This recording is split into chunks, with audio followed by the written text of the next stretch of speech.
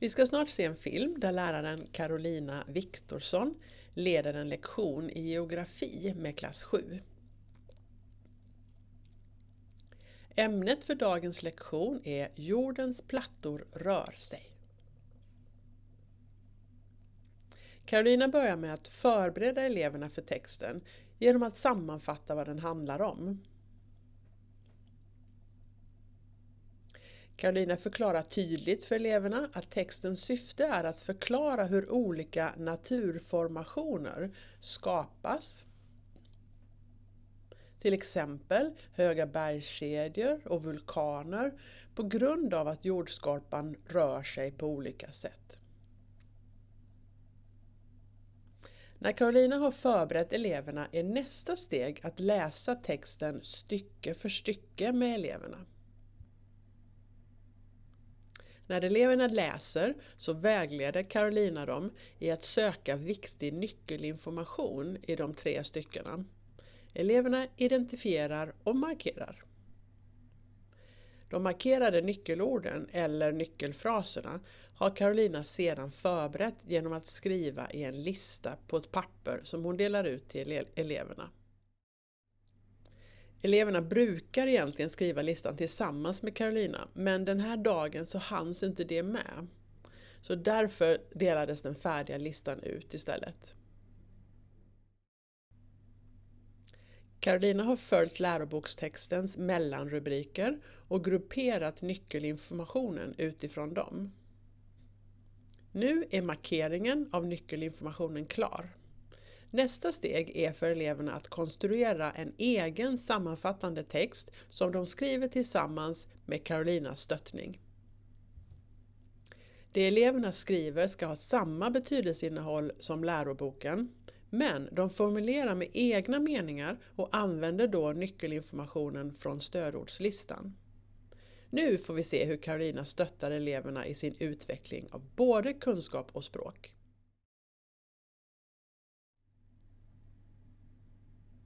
Jag är lärare i 7:e klass och jag ska ha en SO-lektion.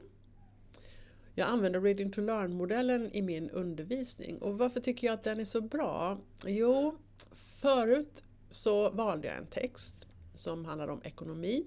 Och den innehöll väldigt många begrepp. Typ lön och inkomst, skatt, moms och så vidare. Massa olika begrepp. Och den texten vill jag använda.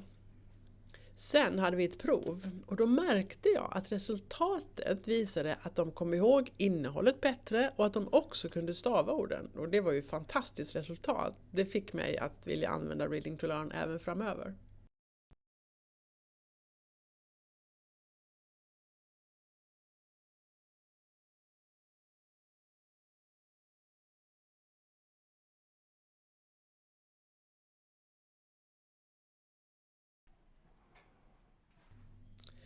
Nu ska vi läsa den här texten. Jordens plattor rör sig. Carolina börjar med att sammanfatta vad texten handlar om och det gör hon genom att följa textens struktur. Carolina ber eleverna att titta på texten i det stycke de ska jobba med. Sen förklarar hon att rubriken talar om vad stycket kommer att handla om. Syftet med detta är att förbereda eleverna för vad de ska läsa. Och när eleverna läser så guidar Carolina dem till att identifiera nyckelinformationen i texten och hon uppmanar eleverna att komma fram till tavlan och markera detta. Sen markerar alla samma sak på sina egna papper. På lektionen kan alla delta eftersom Carolina har planerat noggrant hur hon ska vägleda eleverna. Och hon får möjlighet att bekräfta och berömma alla. Orsaken är att jordskorpan precis under den har plattor som rör sig hela tiden. De är aldrig stilla och det gör att det påverkar naturen uppe på jordskorpan där man kan se konsekvenserna av att plattorna rör sig. Nu sätter vi igång med att markera nyckelord och nyckelfraser. Okej.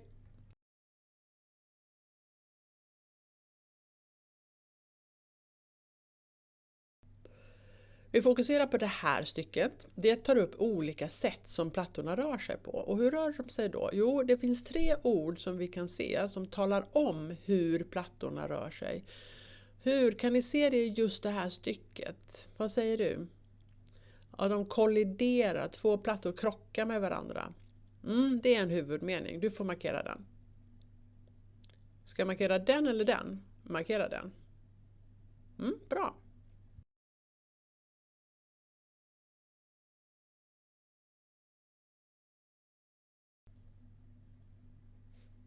Och vad händer på land då? Vad händer här uppe på jordskorpan när plattorna kolliderar med varandra? Vad händer här uppe då? De pressas uppåt. Ja, uppåt ja. Kan du markera det?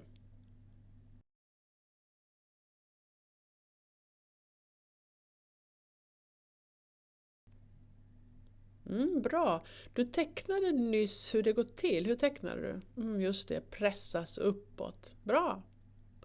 När de kolliderar och pressas uppåt, vad händer då? Vad är det som bildas? De pressas uppåt. Ja, och vad händer då? Vad är det som bildas? Bokstavera bergskedjor. Ja, som jag sa, det är inte viktigt att ni ska kunna alla ord, men ni ska kunna hitta och markera dem, även om ni inte riktigt vet vad de betyder. Carolina ber eleverna att titta i texten för att hitta orden som är viktiga och specifika för ämnet. Hon förväntar sig inte att eleverna redan kan eller vet vad orden betyder. Det behövs inte. Utan när eleverna förstår att det räcker med att de kan hitta ordet så känner de glädje och stolt kan delta. I Reading to Learn-undervisningen så ska inte läraren kontrollera vad eleverna kan utan istället ge information om betydelsen. Ja, men det står kursivt där. Ja, det står kursivt sa du där. Bergskedjor. Ja, så det är det som bildas, bergskedjor. Markerar du?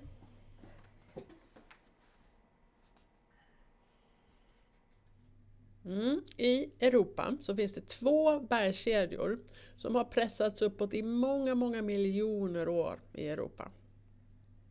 Vilka är de 2? Kan ni se vad de 2 bergskedjorna heter? Varsågod. Det är Alperna, ja, och en till. Skanderna. Ja. Vill du markera?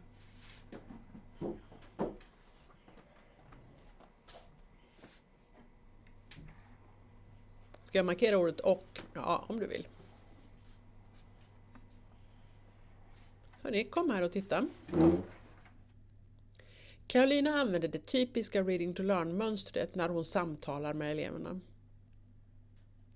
Först förbereder hon eleverna så att de kan identifiera och markera nyckelinformation. Sen, om det behövs, så vidareutvecklar hon den markerade nyckelinformationen. Och här ser vi hur hon använder kartan för sin vidareutveckling. Den här är hög, över 4000, men den här är ungefär 2000. Här har vi Nepal. Någonstans där har vi världens högsta berg. Och vad finns det första ordet som talar om vad som händer med Himalaya? Plattorna fortsätter att röra sig. Ja visst, det är rätt. Plattorna rör sig fortfarande. Och vad händer då med Himalaya? Vad är det? Ett verb jag vill ha. Verbet. Ja, de höjer sig 1 centimeter uppåt. Carolina använder nu texten för att engagera alla elever i att lära sig via läsning och hon bekräftar dem positivt för deras deltagande. Reading to Learn-strategierna gör att eleverna blir mer aktiva i textarbetet och inser att texten finns där för deras skull. Vad är det du tecknar höjer på teckenspråk? Men vilket är det svenska ordet i texten? H-Ö-J-J-R, höjer. Jag sa höjer, det var ju det jag sa. Ja visst, här är det ja, bra. Du gör alldeles rätt på teckenspråk, tecknet för höjer. Men jag är ute efter det svenska ordet. Höjer, H-Ö-J-J-R. Bra, vill du markera? I SO-ämnet så brukar jag ofta använda en text på smartboarden. Och jag ger eleverna information på teckenspråk och texten på smartboarden. Eleverna lyssnar passivt på mig och tittar egentligen mest på mig. De tittar inte speciellt mycket på texten alls. Men genom Reading to Learn så ställer jag frågor om vad, hur, när, vem och så vidare. Och det betyder att eleverna ändå måste läsa texten och att eleverna blir mer aktiva. Nu har vi pratat om när plattorna krockar med varandra. De kolliderar. Det andra stycket som vi har pratat om handlar om när plattorna glider isär. Nu kommer vi till det tredje stycket här. Och hur rör sig plattorna här? Ja, varsågod. De glider längs med eller ifrån varandra så här. Bredvid varandra. Vill du markera?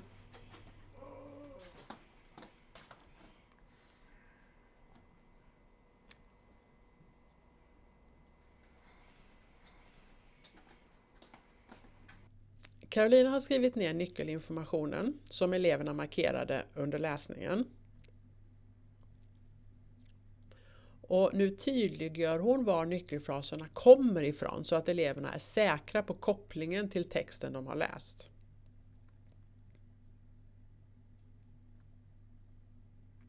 Klassen konstruerar tillsammans med Carolina en sammanfattande text om samma ämne.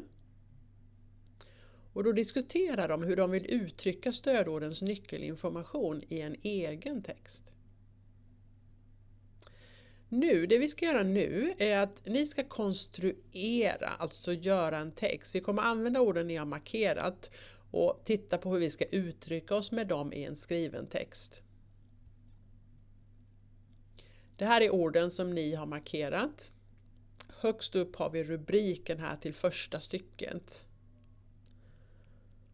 Och sen så har jag också lagt till underrubrikerna här.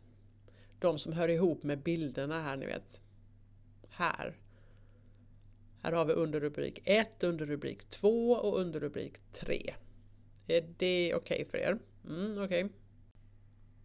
Okej, det här kan man då säga är en kort inledning eller en kort sammanfattning om vad texten kommer att handla om.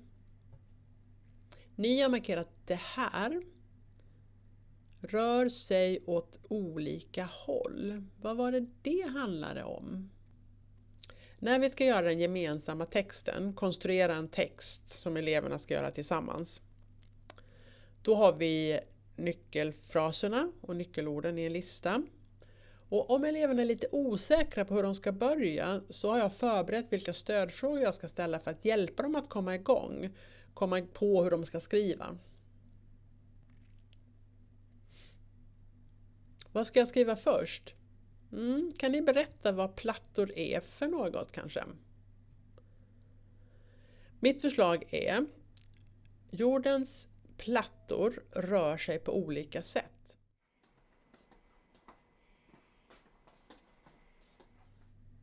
Jordens plattor rör sig åt olika håll. De är olika stora. Jag tror att det där ordet ska flyttas. Du tycker det passar bättre att flytta det? Men prova. Jag tycker det passar bättre att flytta det ordet dit. För det står där att de rör sig på olika sätt. Sist kan man säga att de är olika stora. Vad talar de här orden om för oss? Att plattorna rör på sig. Ni kanske kan skriva att det finns 3 olika sätt som plattorna rör sig på. Och så räkna upp de 3 sätten. Det räcker, eller vad tycker ni? Kom igen, du klarar det. Ja. Olika.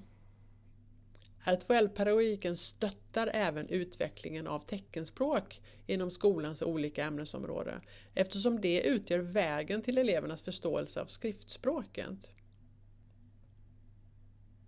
OLIKA. Bravo.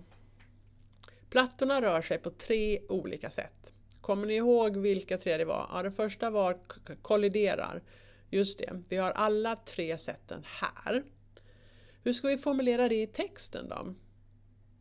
Kan vi bara flytta upp orden hit? Nej. De här orden är vi klara med, så jag tar bort dem. Så blir det då direkt. Ja, men jag vet. Kan vi bara flytta upp de här 3 fraserna som är kvar? Eller hur ska vi göra?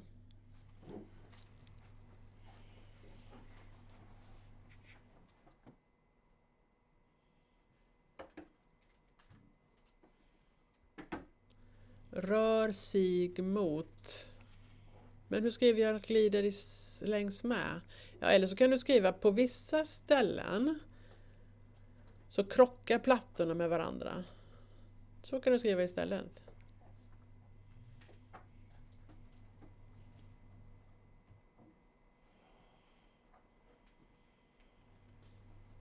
Ja. I den här texten så finns det ett stycke som handlar om att plattorna kolliderar med varandra och på så sätt bildar berg.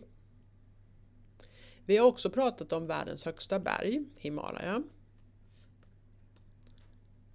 Men vi har inte pratat om vad som händer när plattorna pressas neråt och bildar djuphavsgravar som Marianergraven.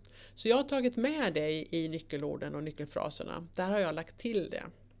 Men jag har inte ändrat själva texten utan jag talar om för eleverna att texten tar inte upp något om vad som händer när plattorna pressas neråt. Men jag tycker att vi borde lägga till det i vår gemensamma omskrivning. När plattorna pressas mot varandra så kan det hända 2 saker. Antingen bildas en djuphavsgrav och den är djup. Eller så bildas det som en spricka mellan plattorna där någonting kan ta sig ut. Vad är det? Ja, jättedjupt. Jo, men det som kommer ut kallas magma som kan bubbla ut. Vulkaner bildas och kan orsaka vulkanutbrott. Och jag har lagt till det här. Plattor som kolliderar kan bilda vulkaner eller djuphavsgravar. Och sen, det här är också bra att ta upp för vi har ju pratat om att världens högsta berg ligger i Himalaya. Men även att världens djupaste djuphavsgrav heter Marianergraven. Minns ni var den ligger? Där någonstans.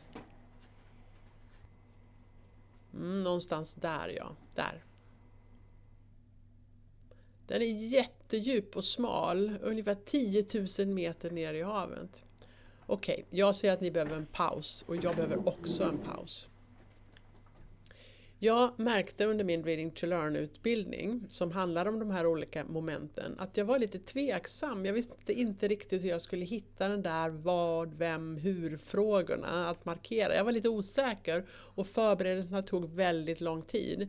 Men jag bet ihop och märkte att när jag gjorde samma sak om och om igen i olika arbetsområden så gick det ju snabbare och snabbare. Så ja, det är en övningssak.